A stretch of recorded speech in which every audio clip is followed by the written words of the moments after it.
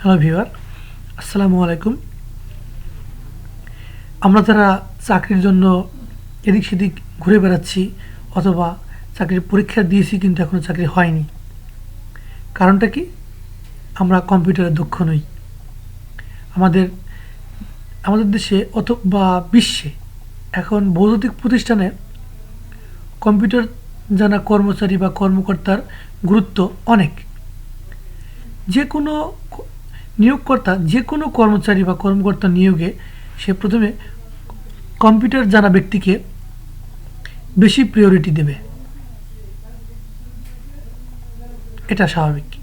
কারণ তার যে বৈদ্যুতিক প্রতিষ্ঠানের যে কাজ তার বেশিরভাগই কম্পিউটারের মাধ্যমে করতে হয়। তো আমরা কিছু ভাইদের এরকম প্রশ্ন শুনেছি যে তাদেরকে নিয়োগকর্তা বলেছে যে একটা ইনকাম ট্যাক্স শিট অথবা কমিশন শিট অথবা স্যালারি শিট বা বৈদ্যুতিক বিলের কাগজ কীভাবে তৈরি করে আপনারা একটু এক্সেল শিটের মাধ্যমে যে কোনো একটা তৈরি করে দেখান।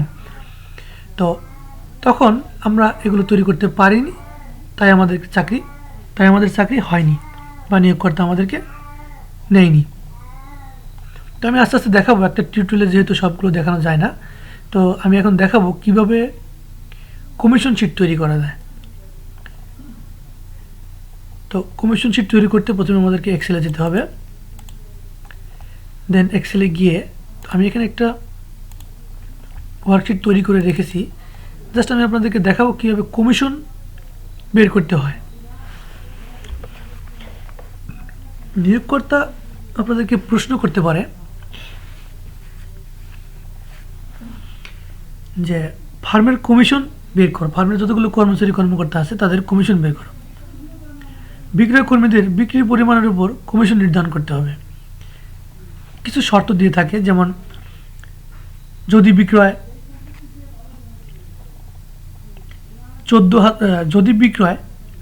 10,000 টাকার নিচে হয় তাহলে আপনি কত করে, 10,000 টাকার নিচে হয় তাহলে 5% কমিশন, অথবা 20,000 টাকার নিচে হয় তাহলে 10% কমিশন দেবে। তো এই শর্তে আপনি এদের কমিশনের পরিমাণ বের করবেন। তো দেখুন কিভাবে কমিশনের পরিমাণ বের করা যায়। প্রথমে আমি এই যে এখানে C2 সেলটা এখানে ক্লিক করব। এখানে ক্লিক করে আমি কিছু ফর্মুলা লিখব। প্রথমে সমান চিহ্ন দেব বা ইকুয়াল দেব। If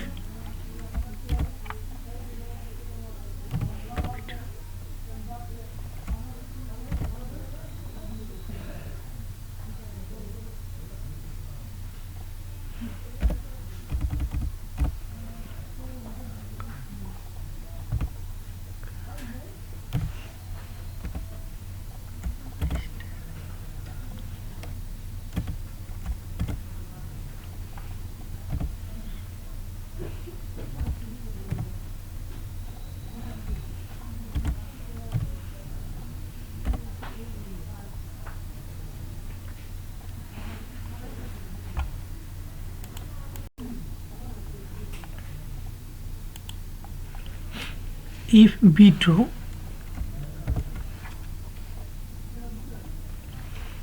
equal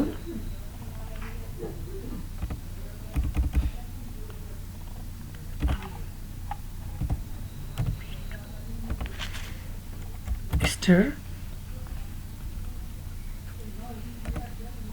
10%।